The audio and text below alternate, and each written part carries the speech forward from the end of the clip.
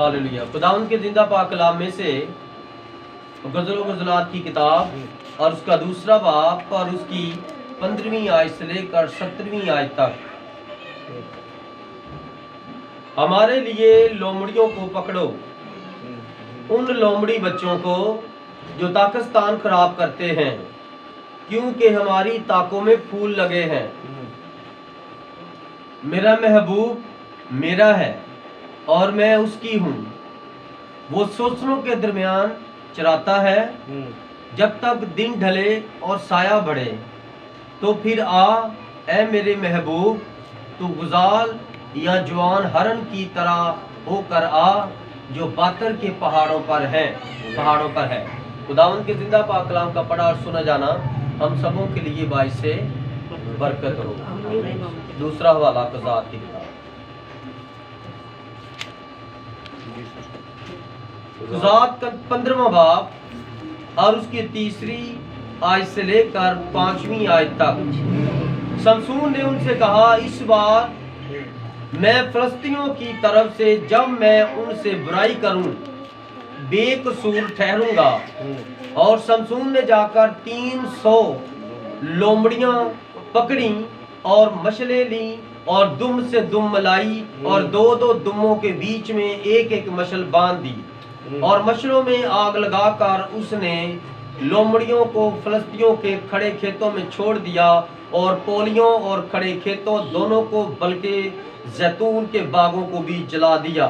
खुदावंद के जिंदा पाक कलाम का पढ़ा और सुना जाना हम सबों के लिए बाइस से बरकत हो। सब तशरीफ रखें, वो साथ साथ। हालेलुया।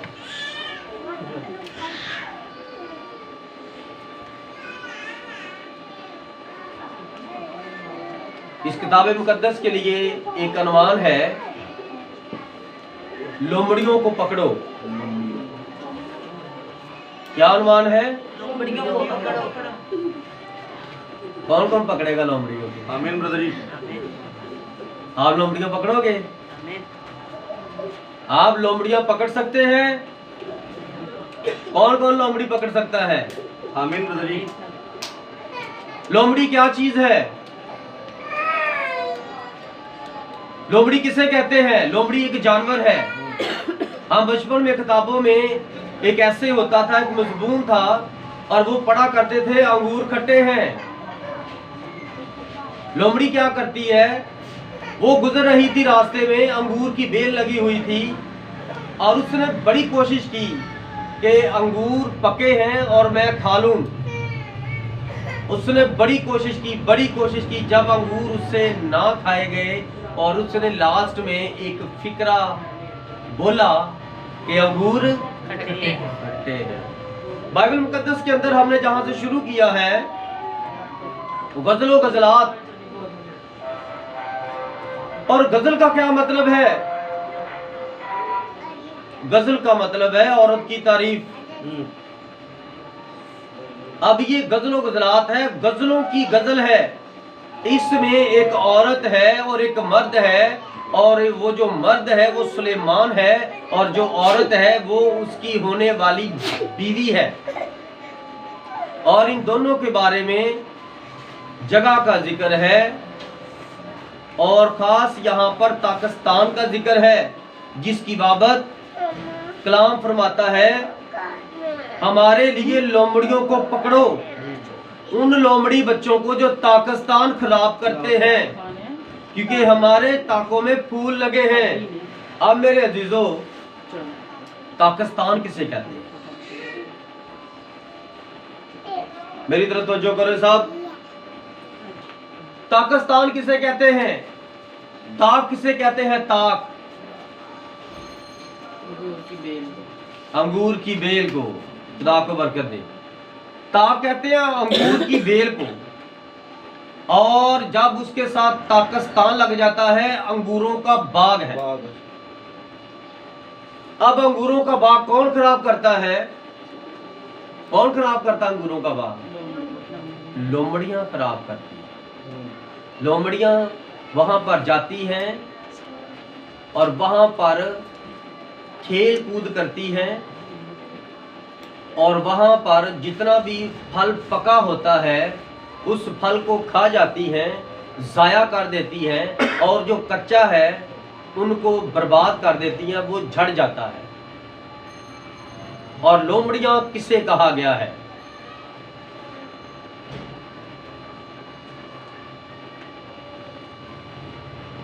हालेलुया। आपके और मेरे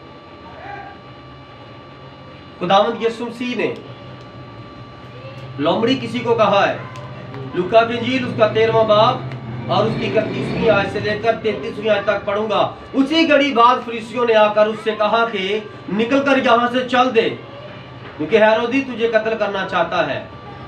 उसने यानी हमारे खुदावंद यीशु मसीह ने उनसे फरमाया कि जाकर उस लोमड़ी से कह दो कि देख, मैं आज और कल, कितने दिन? 2 दिन, आज और कल बदरूहों को निकालता और शिफा बख्शने का काम अंजाम देता रहूंगा, और तीसरे दिन कमाल को पहुंचूंगा।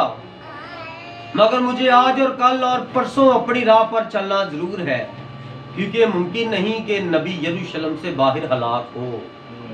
हालेलुया। अब हमारे सामने बात गई है खुल। पाकिस्तान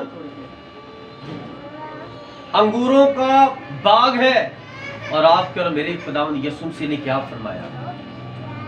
अंगूर का हकीकी दरख्त मैं हूं और तुम मेरी डालियां हो। यशायाह की किताब में खुदावंद ने क्या फरमाया अपने कलाम में? वो अजीब मशीर खुदाए कादिर कदूस सब्दीगत का बाप और सलामती का शहजादा होगा, और सल्तनत उसके कंधों पर होगी। दोनों पर, एक पर नहीं, दोनों पर।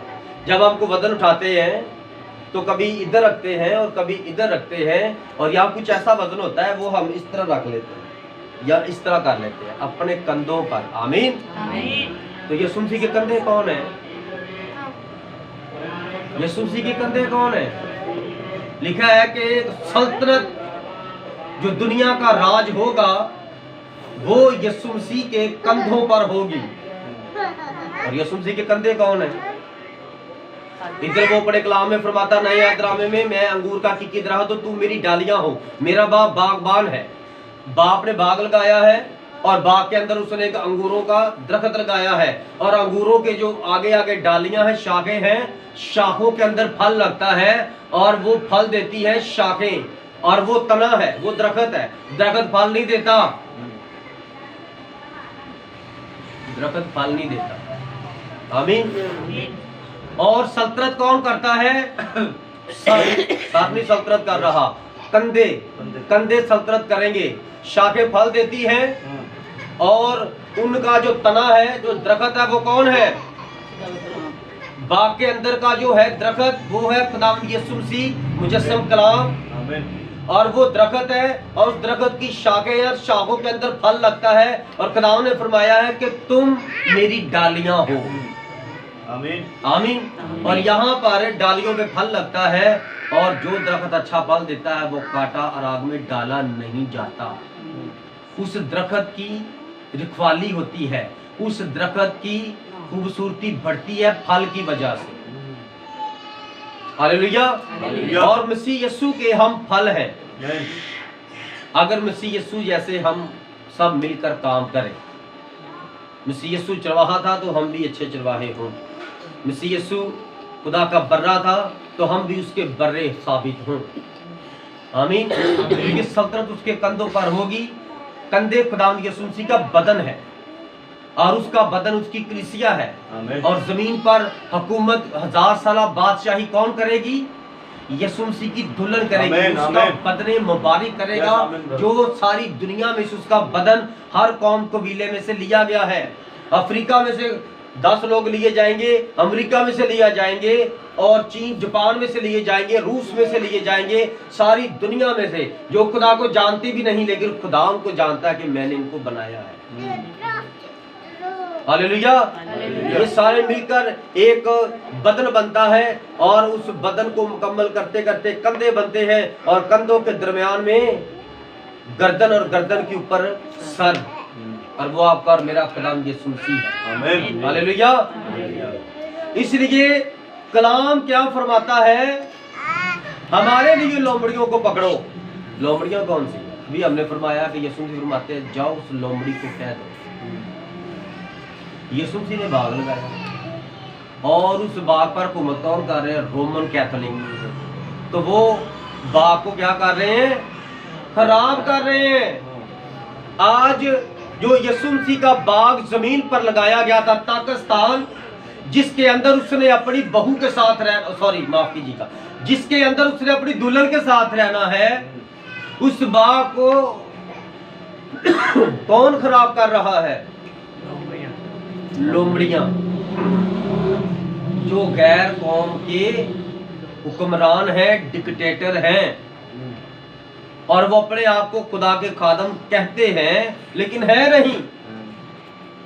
आज भी कलीसिया के साथ गलत लोग मिले हैं और वो अपने अपने कायदे कानून इस्तेमाल करते हैं और कहते हैं कि हम पास्टर हैं, कलाम के खादम हैं, लेकिन कलाम फरमाता है कि मैंने इसको चुना ही नहीं। जो शख्स आपको कलाम के अंदर की बात बताए उसकी इज्जत करो, और जो शख्स कलाम पर अमल करता है और कलाम को पूरे को लेता है और कहता है कि बपतिस्मा खुदावंद यीशु मसीह के नाम से है, उसके हाथ चूम लो। जिन हाथों से उसने आपको उंगली से इस तरह ना उसने आपको ये दिखाया, ये देखो ये लिखा है, ये लिखा है, उसके हाथ चूम लो, इसका भी आपको अजर मिलेगा। आमीन। और जो कहता है कि जो शख्स कहता है कि ये कलाम ये है, वो शख्स गलत है और कलाम भी वो गलत कह रहा है, उसके मुंह पे थप्पड़ मार दो, खुदा बरकत देगा, अजर देगा। खुदा की गैरत के लिए खुदा अपने कलाम की गैरत रखता है। आप खुदा के कलाम के लिए क्या कर सकते हैं?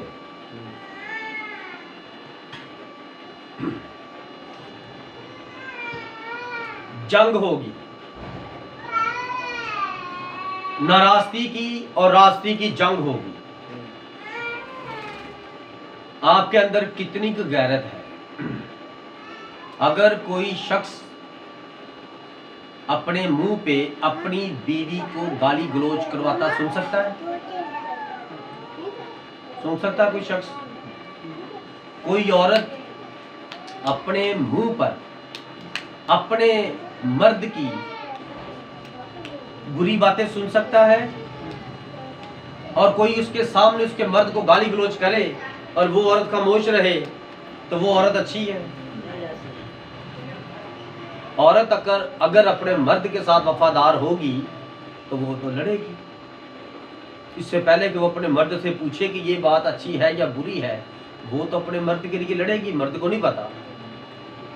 लेकिन यहाँ पर आपके होने वाले दुल्हा को पता है, वो ऊपर बैठा देख रहा है, वो जहाँ पर वो बैठा है वहाँ तक आपकी सोच नहीं जा सकती, लेकिन जहाँ तक आप जा सकते हैं वो आपको आराम से देख रहा है, आप कौन है, क्या कर रहे हैं, और उसके लिए कितनी गैरत रखते हैं, उसके लिए कितनी। आपके पास खुदा का कलाम है। इस जमीन पर जब नूह का तूफान खत्म हुआ तो नूह ने क्या लगाया? उसने एक बाग लगाया, उसने एक बाग लगाया और उस बाग के अंदर अंगूरस्तान लगाया, अंगूरों का बाग लगाया, और वो उसकी गल्लाबानी करता। और वहां पर एक गलती हो गई, वो मैं पीकर सो गया और उसके कपड़े उतर गए। जिस तरह हमारे बुजुर्ग पंजाब में धोती बांधते हैं, ये धोती इस तरह का कपड़ा होता है, इंसान सोया हो तो ये खुल भी जाता है और इंसान नंगा हो जाता है। इसी तरह का कपड़ा आपको समझाने के लिए मैं ये बात बयान कर रहा हूँ कि उस दौर में तूफान नूह के बाद जब नूह ने बाग लगाया तो वो भी इसी तरह का कपड़ा बांध कर सोया होगा। और जब उसने मैं ज्यादा पी ली, वो नशा में हो गया और वो वहां पर नंगा था, और उसके एक बेटे ने उसे देखा और उसके बेटे के बेटे ने उसको देखा और उन्होंने ठट्ठा किया और इस सबब से उन पर लानत आई। सो इसलिए बेटियां और बेटे अपने माँ और बाप का नंग देखकर ठट्ठे ना करें, उनको डांपें, क्योंकि जब आप छोटे छोटे थे तो वो आपको साफ करते रहे हैं, आपको बार बार धोते रहे हैं। इसलिए नहीं कि आप बड़े होकर उन पर ठट्ठे करें और उनसे नफरत करें। याद रखना, बच्चा जब पोटी करता है तो उसकी पोटी में भी बड़ी बदबू आती है, और ये एक अच्छी माँ होती है, अभी रोटी खा रही है, रोटी छोड़कर उठती है और उसी वक्त बच्चों की बदबू को खाती है, सूंघती है और अपने बच्चों को धोकर अपने गले लगाती है, साफ सुथरे कपड़े पहनाती है। और ऐसा ना हो कि जब माँ बाप को संभालने का वक्त आए और आपकी सारी डिलीवरी वहां पर पानी में बहकर निकल जाए। याद रखिएगा, यही एक वक्त है जिस वक्त के लिए खुदा ने माँ बाप को बूढ़ा करके आपके सामने पेश किया है। हालेलुया।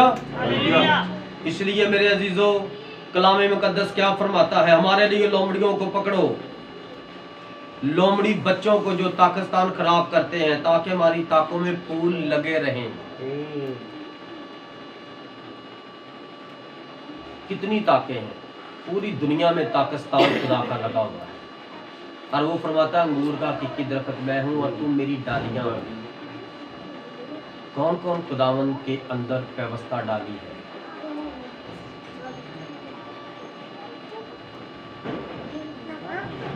कौन कौन अपने आप को समझता है कि मैं मसीह यीशु के अंदर व्यवस्था डाली हूं और मेरी वजह से खुदावन का फल नजर आएगा। आमीन आमीन आमीन आमीन। हालेलुया।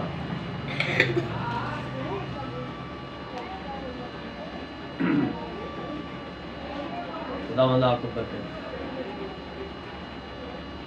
सोच समझ कर जवाब दिया करें और सोच समझ कर हाथ उठाया करें। ना तो मेरे पास आपके लिए कोई अजर है और ना ही मेरे पास आपके लिए कोई इनाम है। मैं तो सिर्फ डिलीवर कर रहा हूँ। आप अगर रिसीवर हैं तो अच्छी तरह रिसीव कर लें अपनी बरकत को। अगर आपके अंदर कमी है तो मजमे में खड़े हो जाए और यीशु मसीह देख रहे हैं और कहे मुझ में एक कमी है, खुदा मुझे माफ। Hallelujah hallelujah hallelujah hallelujah. कौन है ये जो कह रहा है कि लोमड़ियों को पकड़ो?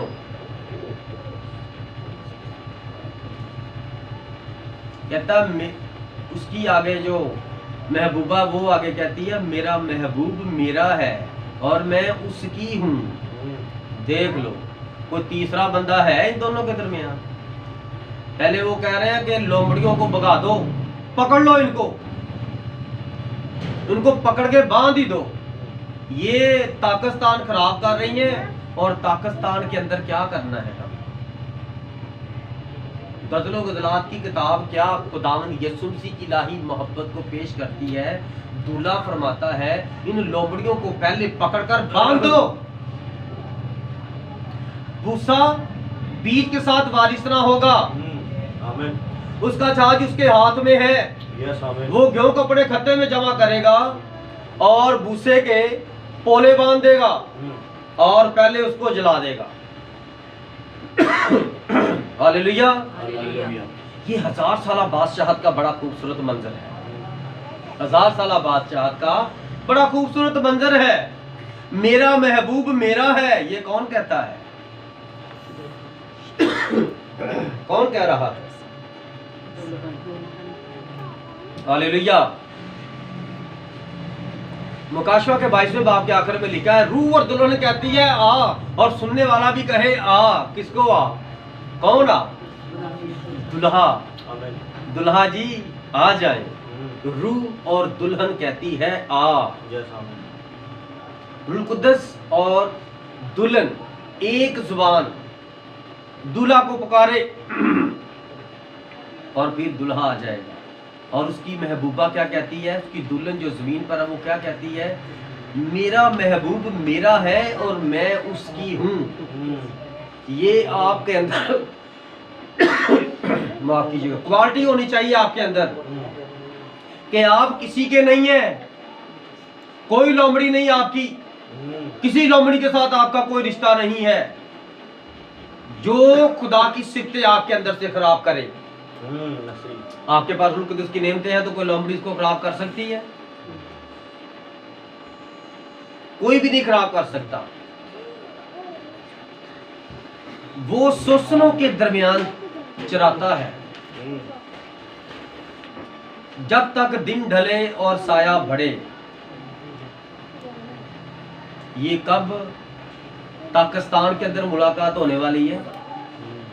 जब दिन ढले और फिर क्या होगा, साया बढ़े, शाम के वक्त की रोशनी। Hallelujah, hallelujah. ये शाम के वक्त की रोशनी का पैगाम है।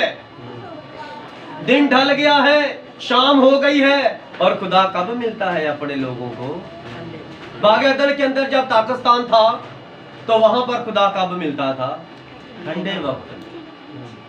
सारा दिन उसका बेटा और उसकी बेटी काम काज में रहते, और शाम के वक्त, ठंडे वक्त, आप भी सारी बहनें बेटियां याद रख लें और भाई सारे कलीसिया याद रखें, खुदा को मिलना है ना तो शाम के वक्त।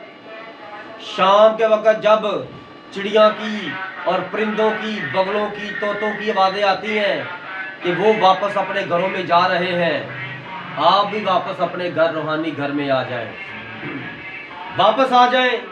और जैसे शाम अंधेरा होता है, हाथ मुंह धोकर खुदा के आगे झुक जाएं। शाम के वक्त, ठंडे वक्त खुदा मिलता है, और ये भी ठंडा वक्त है। महबूब मिलने आ रहा है अपनी महबूबा को शाम के वक्त में। कहां पर? पाकिस्तान में 1000 साल बादशाह का अक्स है। वो दूल्हा बहुत जल्द यरूशलेम, नया यरूशलेम जो आसमान से उतरेगा, यहाँ पर तशरीफ फरमाएगा, और उसकी साथ दुल्हन भी वहां पर होगी।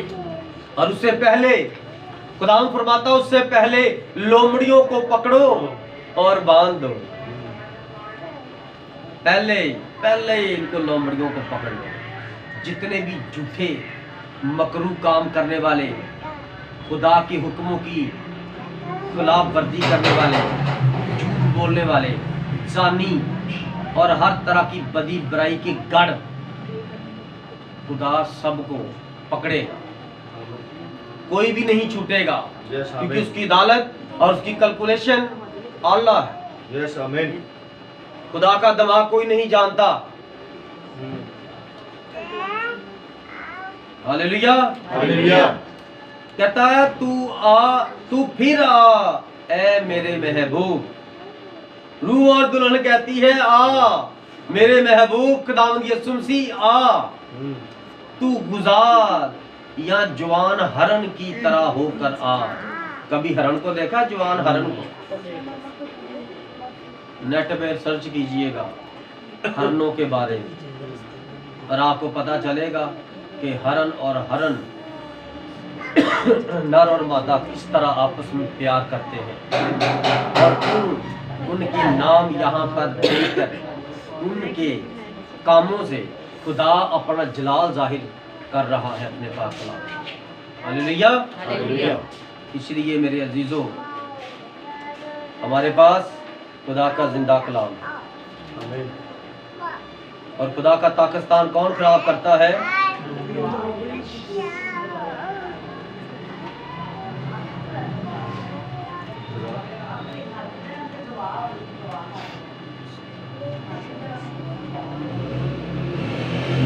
हिजकिय्याह 13वां बाब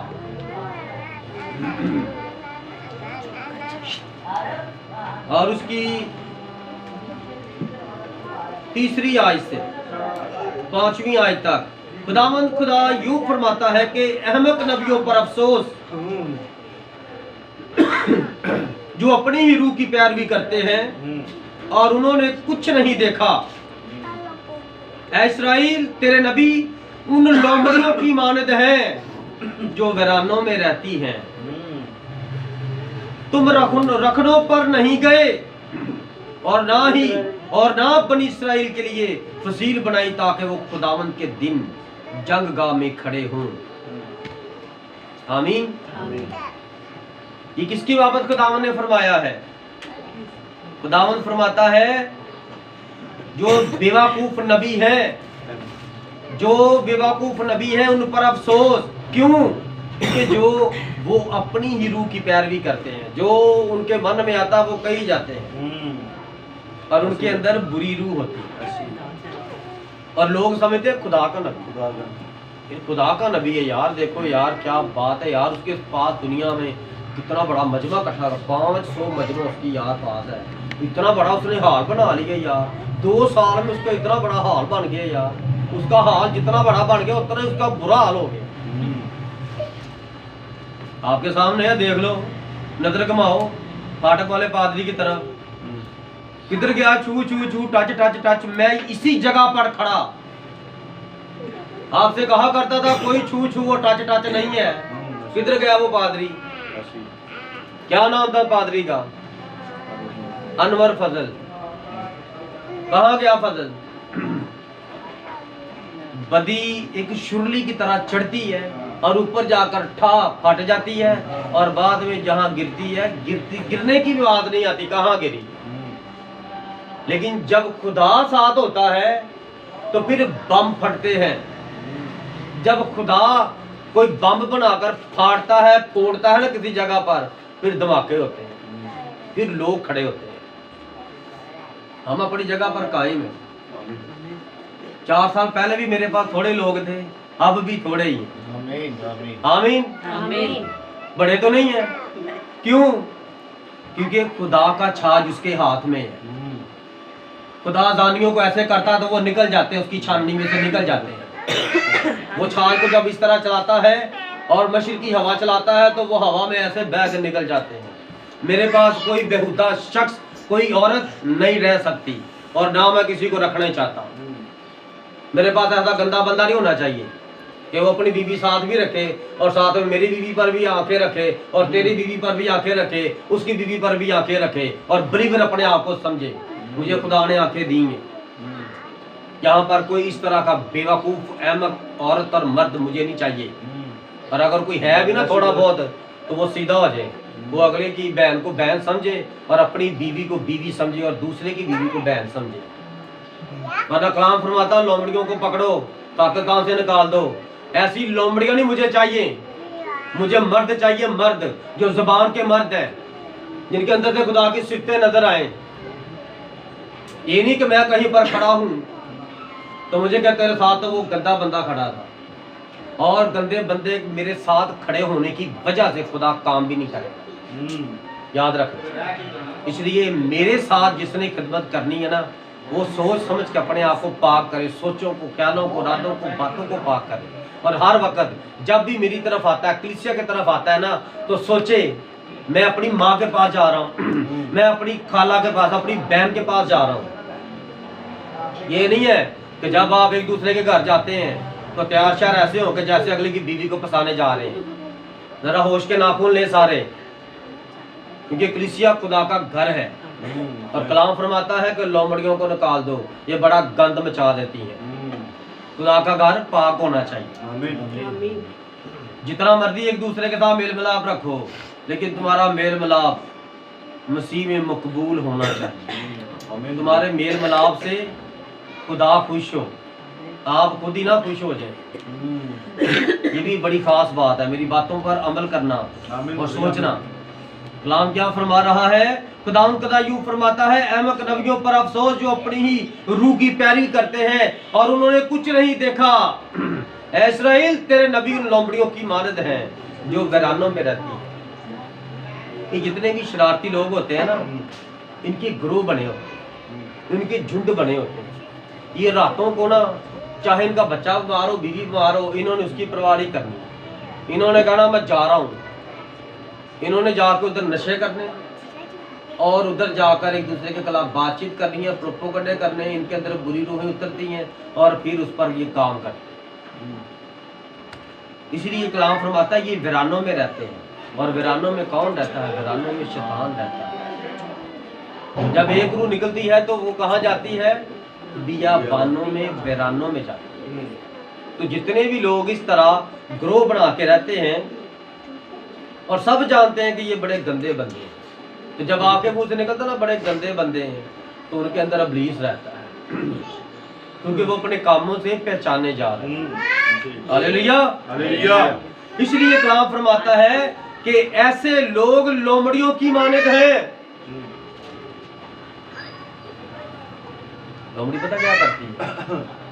ये अच्छे के साथ भी तल्लक रखती है, बुरे के साथ भी रखती है। अच्छे की बातें बुरे को बताएगी, बुरे की बातें अच्छे को बताएगी। इसका यही काम होता है, इधर की बात इधर, इधर की बात इधर। और कलाम क्या फरमाता है? पाकिस्तान में लोमड़ियां नहीं होनी चाहिए। पाकिस्तान में खामोशी, हरियाली, खूबसूरती और फूलों की, फलों की महक, खुशबू होनी चाहिए।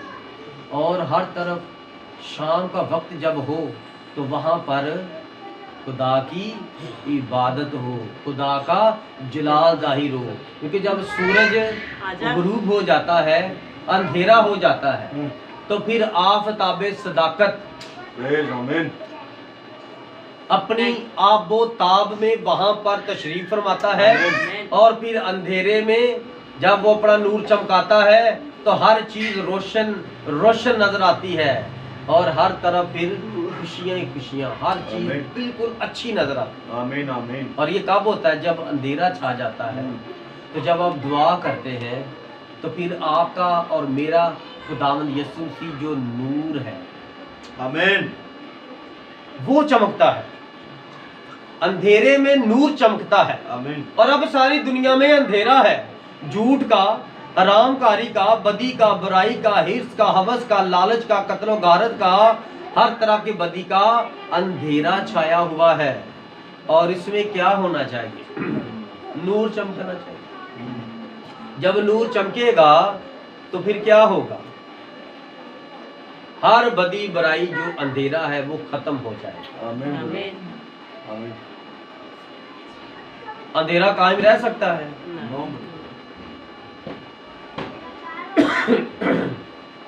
रोशनी कायम रह सकती है? रह सकती है। रोशनी कायम रहती है या अंधेरा कायम रहता है? रोशनी। गुड। दाऊद के राशि। आए हम थोड़ा सा पीछे चलते हैं। क़ज़ात की किताब उसका 15वां बाब पर उसकी 3री, 4थी और 5वीं आयत पर गौर करेंगे।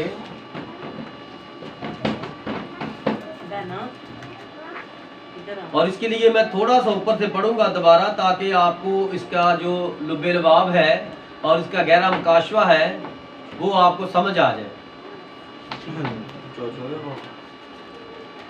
पहली 5 किताबें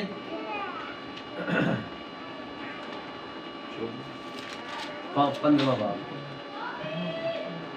यशू के बाद पैदाइश, क्रूज, हबार, गिनती, इस्तिस्ना, उसके बाद है यशू और फिर क़ज़ात की किताब। आमीन। 15वां बाब गौर से सुनिएगा। लेकिन कुछ अर्सा बाद गेहूं की फसल के मौसम में, अब ये बात याद रखनी है, गेहूं की फसल के मौसम, गेहूं किसे कहते हैं? कनक। आमीन।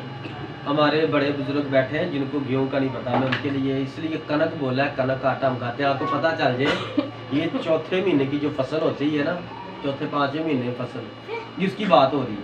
लेकिन कुछ अर्सा के बाद गेहूं की फसल के मौसम में समसून बकरी का एक बच्चा लेकर अपनी बीवी के यहाँ गया और कहने लगा मैं अपनी बीवी के पास कोठड़ी में जाऊंगा।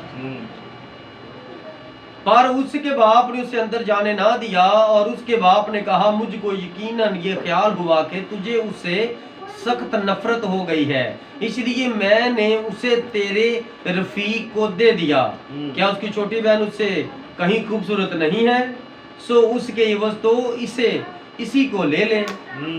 समसून ने उनसे कहा इस बार मैं फलस्तियों की तरफ से जब मैं उनसे बुराई करूं, बेकसूर ठहरूंगा। और शमशून ने जाकर 300 लोमड़ियां पकड़ी और मशलें ली और दुम से दुम मिलाई और दो दो दुमों के बीच में एक एक मशल बांधी और मशलों में आग लगाकर उसने लोमड़ियों को फलस्तियों के खड़े खेतों में छोड़ दिया और पोलियों और खड़े खेतों दोनों को, बल्कि जैतून के बागों को भी जला दिया। हालेलुया। हालेलुया। खड़े खेतों को किस तरह जला दिया? 35 कास्टल का जमाना गुजर गया है। अब कौन सा जमाना है?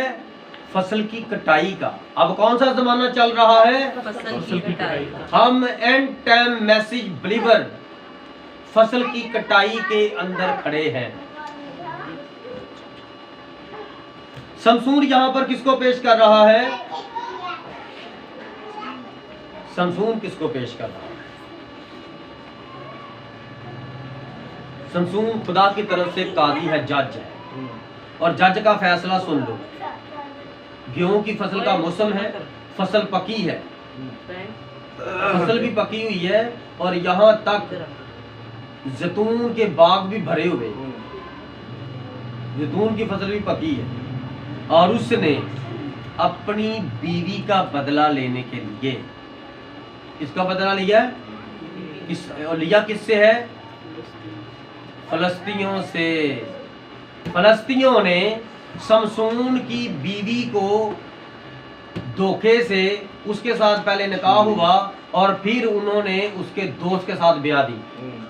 शमशून अपनी बीवी को छोड़कर गुस्से से गया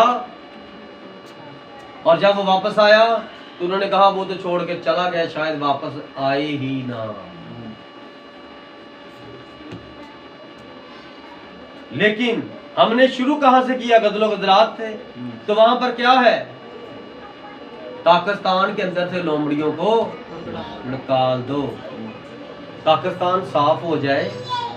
यहाँ पर दूल्हा और दुल्हन का मिलाप होना है, उन्होंने एक दूसरे को देखना है, प्यार करना है, खुदा के हुजूर एक अजीम इबादत होनी है, खुदा की शुक्रगुजारी करनी है।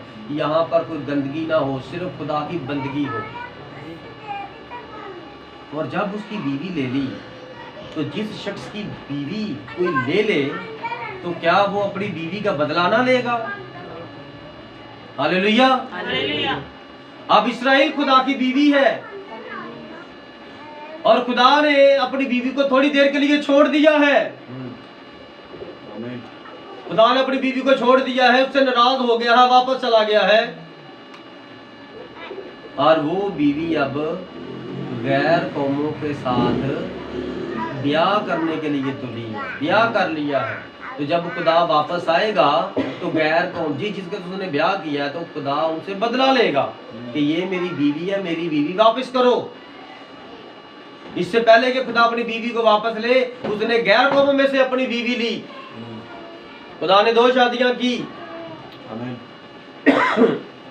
हालेलुया। हालेलुया।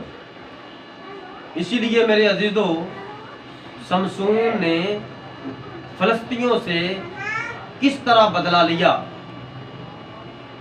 फसल की कटाई का मौसम है और वो अपनी बीवी के पास गया, अपनी बीवी से मिलने के लिए कोठड़ी में। आमीन।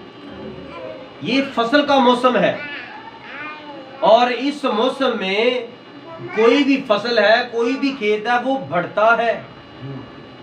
मियाँ बीवी शादी करते हैं तो वो 2 होते हैं, तो वो 2 के बाद 3, फिर 4, फिर 5, फिर 6, इस तरह खुदा उनको बढ़ा देता है।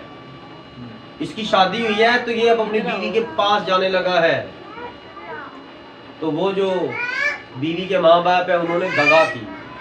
उसने कहा अब मैं जो बदला लूंगा ना आपसे, तो अब मेरा बदला ठीक होगा, मैं उसमें गुनाहगार नहीं हूँ, क्योंकि आपने मेरी बीवी रख ली है। तो ये तो कोई कानून नहीं है कि आप मेरी बीवी मेरे साथ ब्याह करें और बाद में किसी और के साथ उसको भेज दें। हालेलुया। इसलिए उसने क्या किया? खड़े खेतों में कितनी लोमड़ियां पकड़ी हैं? 300 लोमड़ियां पकड़ी हैं। 300 लोमड़ियां। और दो दो लोमड़ियों की दुम्मे उसने इस तरह आपस में बांध दी, और दुम्मों के अंदर उसने ना मछलियां छोटी छोटी बांध दी।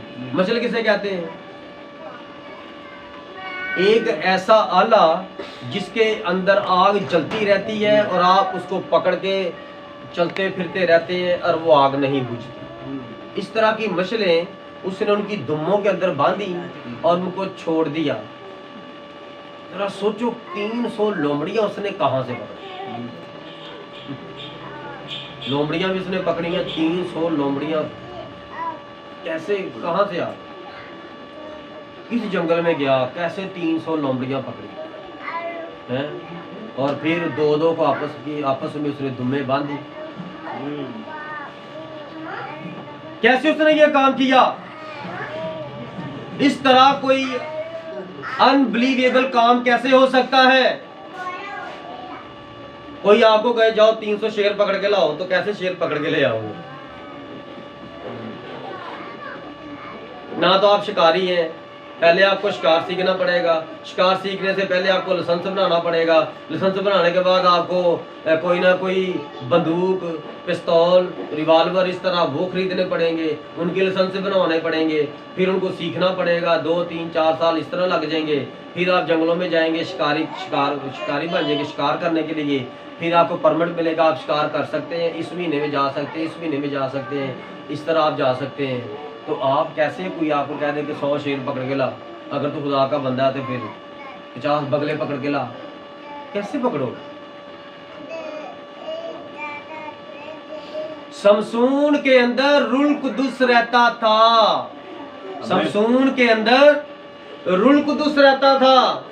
300 लोमड़ियों क्या, 3 लाख लोमड़ियां भी पकड़ सकता था, क्योंकि उसके अंदर लोमड़ियां पैदा करने वाला रहता था। Hallelujah, hallelujah. जब आपके साथ खुदावंद खुदा रहेगा, जब आपके अंदर खुदावंद पाक रूह रहेगा, तो फिर कोई बीमारी आपके सामने ठहर नहीं सकती। आमीन। इब्लीस की कोई बुरी रूह, कोई बुरी तस्वीर आपके सामने ठहर नहीं सकती। आमीन। और आप जो कुछ भी करना चाहे कर जाएंगे। वजह क्योंकि आपके अंदर खालिक और मालिक खुद रहता है। इसलिए उसने 300 लोमड़ियां कहां से पकड़ ली? लोमड़ियां तो पाक रूह ने पकड़ी। तो नाम किसका आ रहा है? लंबे लंबे बालों वाले। यीशु मसीह ने बदरू निकाली, तो नाम किसका आ रहा है? पास्टर ताज। क्योंकि वो खलड़ी को इस्तेमाल करता है, इंसान को इस्तेमाल करता है। वो पाक रूह है। आमीन। और वो जिसको चाहता है उसके जिस्म को इस्तेमाल करता है। Hallelujah, hallelujah. कितने हैं जो अपने आप को खुदा के लिए पेश करना चाहते हैं? आमीन। कितने हैं मेरे अजीजों जो अपने आप को खुदा के लिए पेश करना चाहते हैं? कोई नहीं है जो खुदा के लिए अपने आप को पेश करना चाहता है। सबको यही लग रहा है कि मैं अली बे पे सुना रहा हूँ, अभी तक समझ ही नहीं आ रही कि हम क्या सीख रहे हैं। नींद तो नहीं आ गई सबको? आज मैंने लोरी तो नहीं सुनाई आपको? मैं पानी पी लूं, मैं तो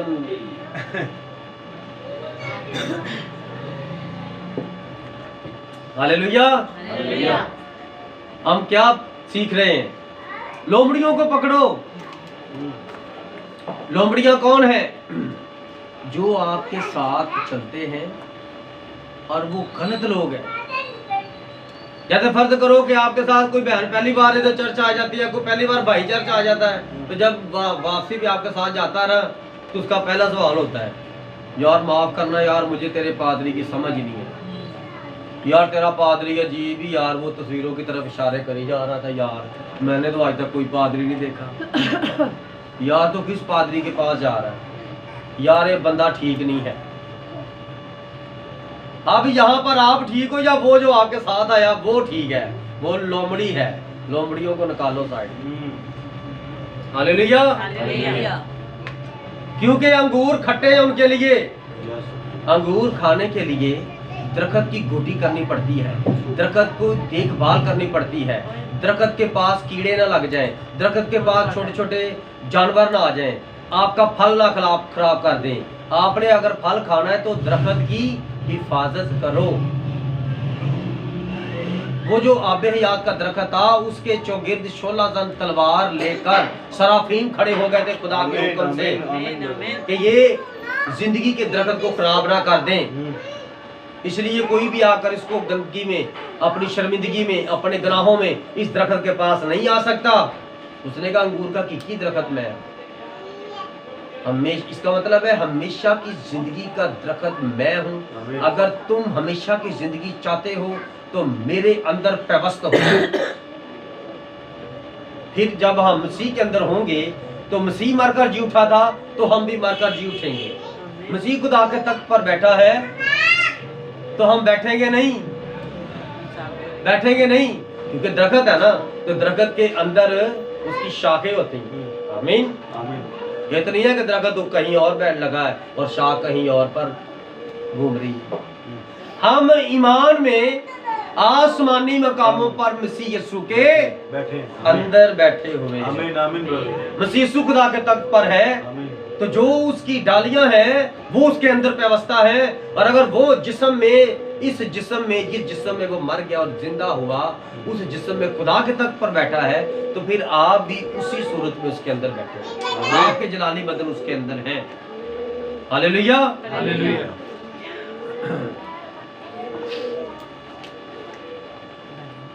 जी मेरे अजीज, लूका की जी 13वां बाब। हालेलुया। मसीह यीशु की खिदमत के कितने साल थे? मसीह यीशु की खिदमत के कितने साल थे? 3.5 साल। 6 महीने तो उसके दुखों में, नबूवतें पूरे होने में लग। तो वैसे तो 3 साल ही काउंट होते हैं। बनी इस्राइल जब मुल्क मिस्र से निकले तो उनका सफर कितने दिनों का था? कौन बोल? कितने दिनों का था? 40 तो है, लेकिन आगे क्या बोला? 40 दिन का। दिन बोला या साल? दिन। खुदा को बरकत दे। कितने दिनों का सफर था?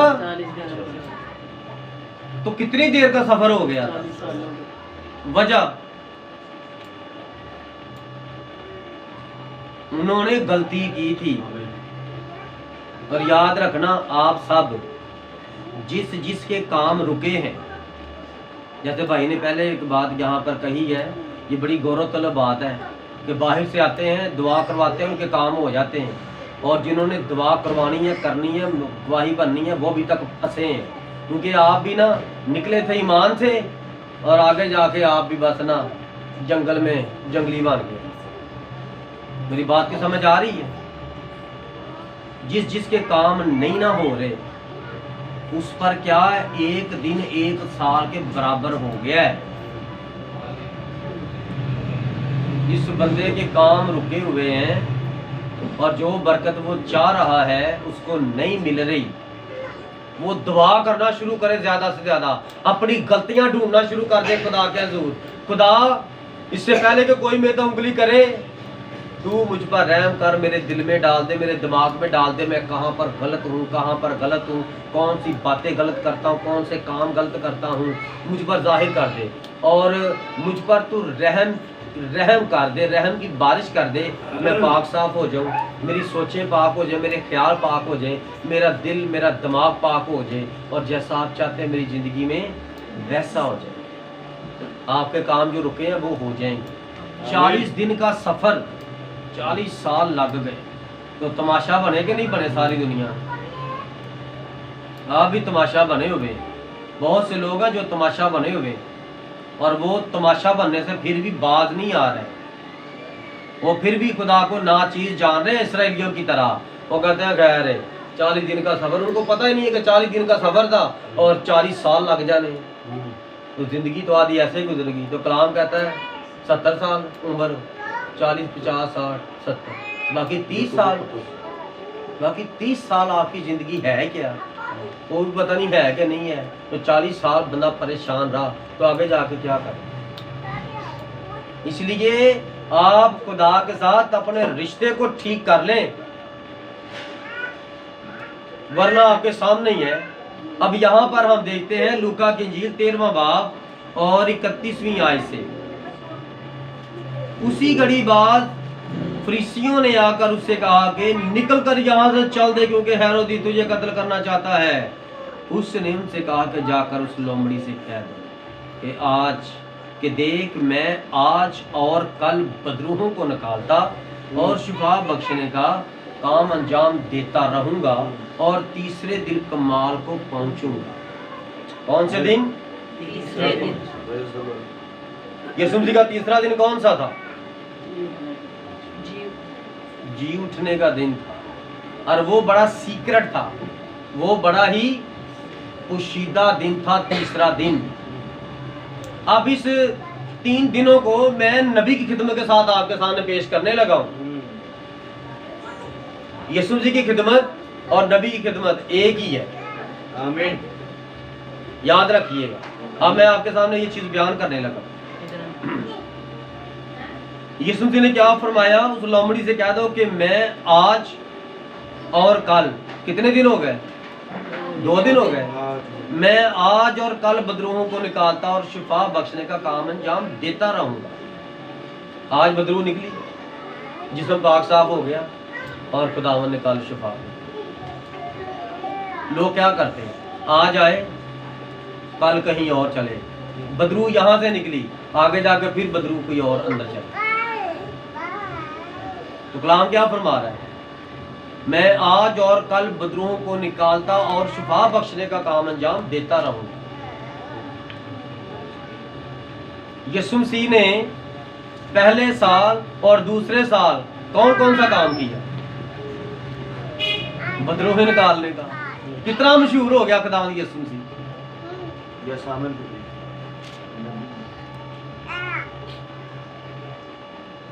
मुंह से तो बोलो बच्चों,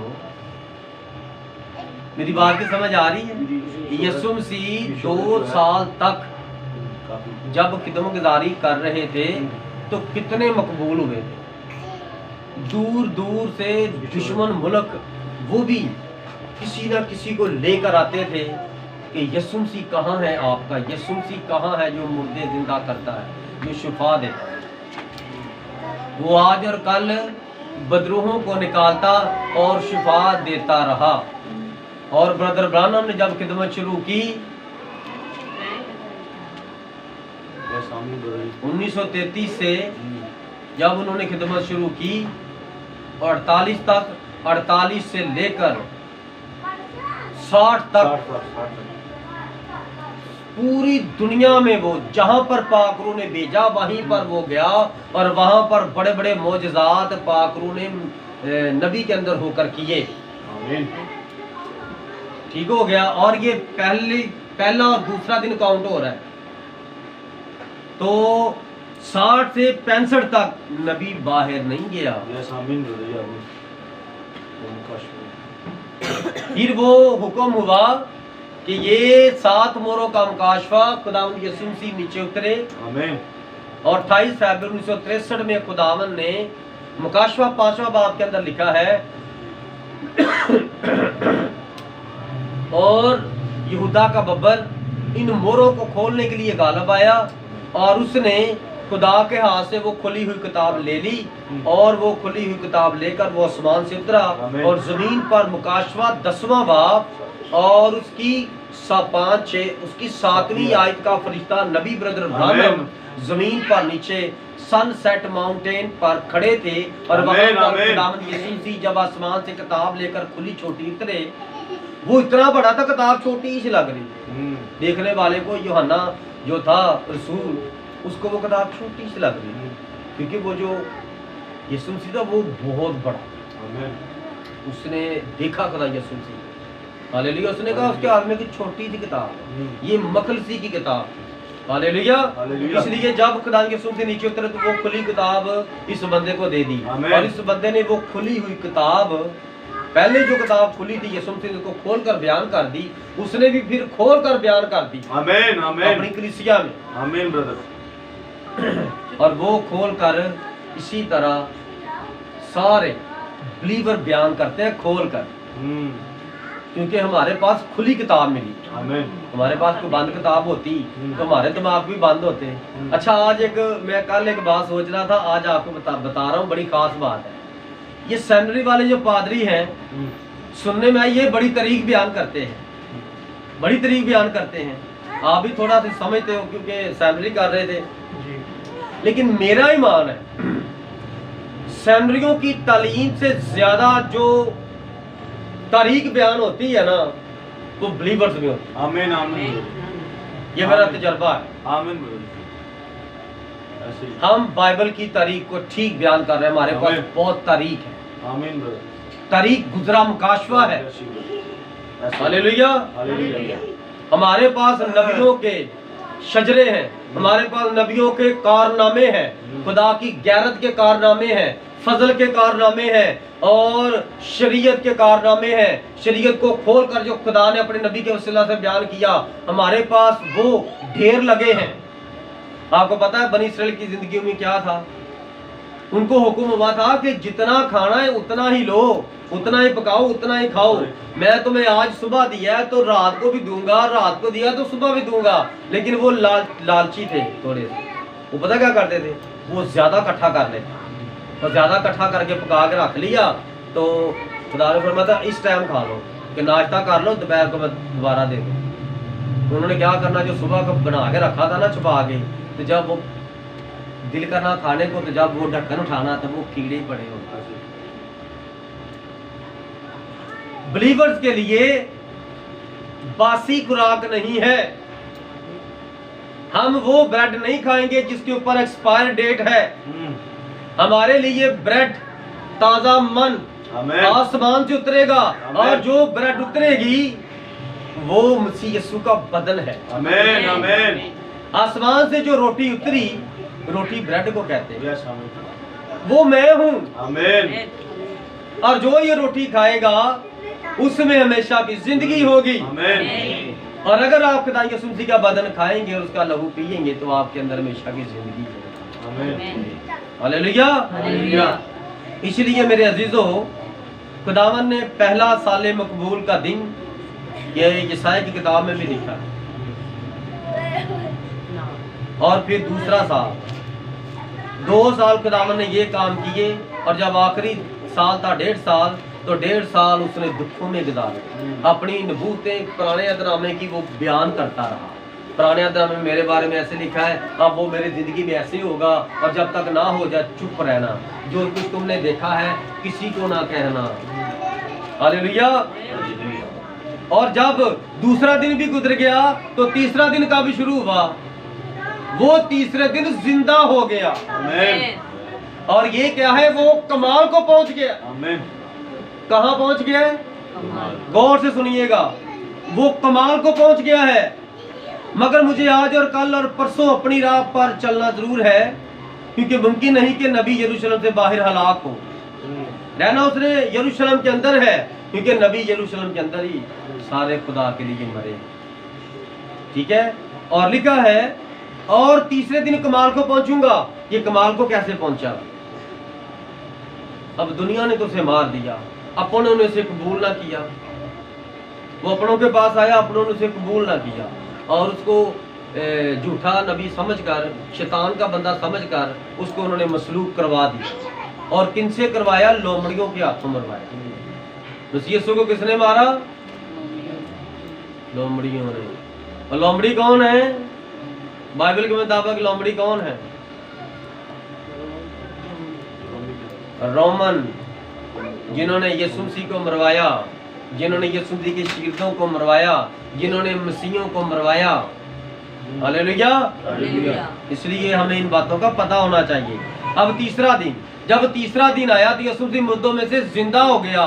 तो जब यीशु मसीह मुर्दों में से जिंदा हो गया तो फिर यीशु ने क्या किया? फिर यीशु मसीह ने चोरी चोरी क्या की खिदमत? चोरी चोरी। ये कमाल को पहुंच गया।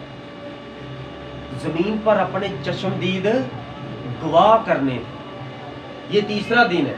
जब वो तीसरे दिन जी उठा कब्र पर, वहां पर एक औरत पर जाहिर हुआ। आमीन। उसके बाद अमावस की राह पर वो 2 शख्सों पर जाहिर हुआ। वहां पर कलाम फरमाता उसने अपनी सूरत बदली हुई थी। कैसी कुदरत वाला खुदावंद यीशु। वहां पर उसने उस सूरत में उनको साथ नहीं मिला जिस सूरत में मसलूब हुआ था, लेकिन वहां पर सूरत बदल कर फिर सारी रात पतरस और सारे शागिर्द दोबारा फिर माहीगीरी का काम करना शुरू हो गए। हालेलुया। तो फिर यीशु मसीह झील पर गया तो सुबह सुबह उनको कहता है कि दोबारा वो एक दाएं में जाल डाले। इसकी बात में तो दम है। अब उन्होंने अपनी मर्जी नहीं की, जो कुछ उसने फरमाया उन्होंने वही किया और जाल फटने लग गए। आप भी अगर कुछ पाना चाहते हो तो यीशु मसीह के कहने पर अमल करो। आपके पास आपकी जेबें भर जाएंगी, आपके अकाउंट भर जाएंगे, अकाउंट भर जाएंगे। FBR वाले बुलाकर पूछेंगे इतना पैसा कहाँ से आया भाई मेरे, ठीक है, रखने की जगह नहीं होगी। बस खुदावंद की ताबेदारी शुरू कर दो, वफादारी शुरू कर दो। यही आप लोगों में कमी है। अगर आपके अंदर कोई लोमड़ी वाली बुरी रूह है, निकाल दो। पाकिस्तान के अंदर से पाकिस्तान खराब कर रही है। हालेलुया। और अब खुदावंद का कमाल का दिन है, तीसरा दिन है।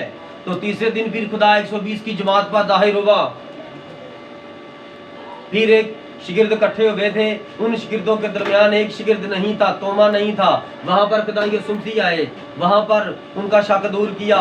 और फिर एक ने जब आकर उनके अंदर बातचीत सुनी तो उसने कहा मैं नहीं मानूंगा जब तक मैं उसके हाथों के सुराख, पसली का सुराख ना देख लूं, पसली के अंदर उंगलियां डालकर ना देख लूं। तो जब वो उनके दरमियान था तो तब दोबारा खुदा यीशु मसीह फिर आ गए। ये क्या है? मैं तीसरे दिन कमाल को पहुंचूंगा। अब खुदा यीशु मसीह आते हैं, थोड़ी देर के लिए उनको समझा के चले जाते हैं। कि वो आते किसके पास है? जहां 2 या 3 मेरे नाम से जमा होंगे, उनके दरमियान आते हैं और जिसको जो जो चाहिए वो उसको दे के चले जाते हैं। ये क्या है? तीसरा दिन है। ये कमाल को वो पहुंच गया है। और अब हमें चाहिए कि हम कमाल की तरफ बढ़ें, उसके हुस्न और जमाल की तरफ बढ़ें, क्योंकि वो हमारा महबूब है और हम उसकी महबूबा हैं। आमीन। और हमारा एक बहुत जल्द मलाप होने वाला। आमीन। हालेलुया। हालेलुया। हालेलुया। हालेलुया। समझ आई यहाँ तक? आमीन। ये जिसको समझ आई है वो जरा मुझे भी समझा दे कि मुझे समझ आ गई। आमीन।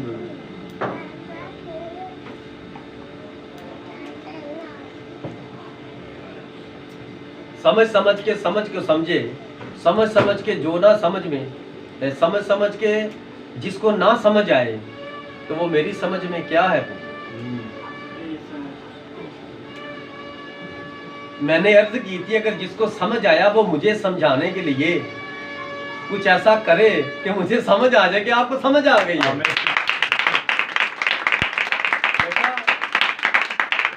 इसको मना करता हूँ, तूने नहीं बोलना, क्योंकि तू बोलता तो वो कहते हैं इसने पहले तैयार रखा था बंदा अपना। अब इसने तालीम यही सबने बजा दी। पहले भी उसने हाथ खड़ा किया, शरून ने देख के कर दिया। मेरी बात की समझ आ रही है? आप खुद अपने जहन और दिल को इस्तेमाल किया करें मेरे अजीजों, फिर आप खुदा को पसंद आएंगे, किसी की तरफ देखकर नहीं। क्या पता मैं गलत बात के लिए उसको कहूँ चल यार चारा करूँ, ऐसे हाथ खड़ा कर दे तो फिर सारे कर दे। बड़ी बार ऐसा हुआ है, मैंने गलत बात बोली तो सबने हाथ खड़े कर दिए। तो मैंने कहा आपको पता मैंने क्या कहा? फिर दोबारा किसी का हाथ खड़ा नहीं हुआ। हालेलुया। हालेलुया। आए हम बड़ी आज दिन के सारी के साथ लास्ट में जो पाकिस्तान को खराब करती हैं लोमड़ियां, उनके बाबत यहूदा के खाते में लिखा हुआ है और वो पढ़ते हैं। हालेलुया।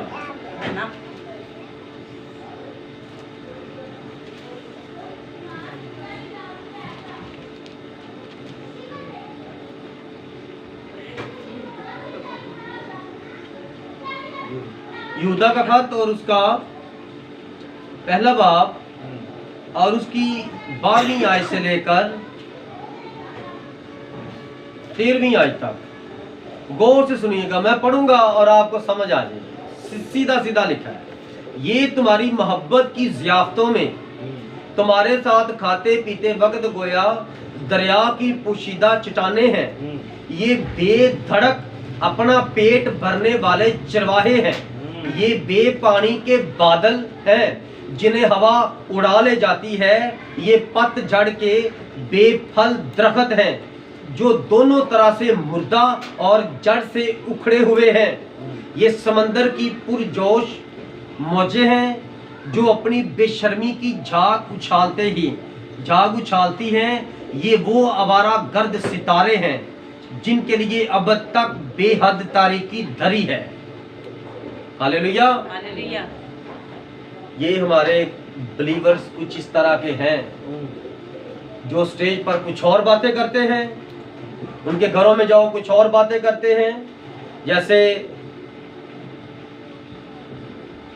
आप कुछ बिलीवर्स इस तरह के काम कर रहे हैं, वो सेमिनरी चलाने के लिए रजिस्ट्रेशन बना चुके हैं, वो सेमिनरियाँ बना रहे हैं और उन्होंने सेमिनरियों में तालीम देने की कोशिश शुरू कर दी है जो कि कलाम के खिलाफ है। जो मैसी बिलीवर है, यही एक ऐसा अदारा है, यही एक ऐसा मसीह में गिरोह है जो कि नबियों और नियों की रसूलों और नबियों की नियों पर रद्दा आगे रखता जा रहा है। और ना नबियों ने कोई स्कूल बनाए और ना हमें स्कूल बाइबल के कॉलेज चलाने की बनाने की जरूरत है। आमीन। और बाइबल बिलीवर्स के अंदर कुछ लोग अब ये बना रहे हैं जो कि बेशर्मी की झाग उछाल रहे हैं और ये बिलीवर्स के अंदर पोशीदा चट्टाने हैं। इसलिए अगर ये मेरा मैसेज कोई बिलीवर्स सुन ले तो खुदा के लिए सारी दुनिया में ये पैगाम है। Pastor Tariq Niyamat and time message believer, मैं चाहता हूं कि आप ये बेशर्मी वाले काम ना करें। अगर आप लोमड़ियां हैं तो कलाम फरमाता है लोमड़ियों को निकाल दो, निकल जाओ। अगर आप बर्रे हैं तो फिर खुदा के बर्रे के जैसे काम करके दिखाएं ताकि कोई कहे कि आप वाकई खुदा के बर्रे हैं, खुदा के अजीम लोग हैं। हालेलुया। हालेलुया। इस किताब मुकद्दस का पढ़ा और सुना जाना हम सबों के लिए राह निजात हो। आमीन। आज का अनुमान क्या था? लोमड़ियों को निकालो, पकड़ो। लोमड़ियों को पकड़ो। खुदावंद आप सबको बरकत दे आमीन। और आप लोमड़ियों को पकड़ने के लायक बन। आमीन। आमीन। आमीन। खुदावंद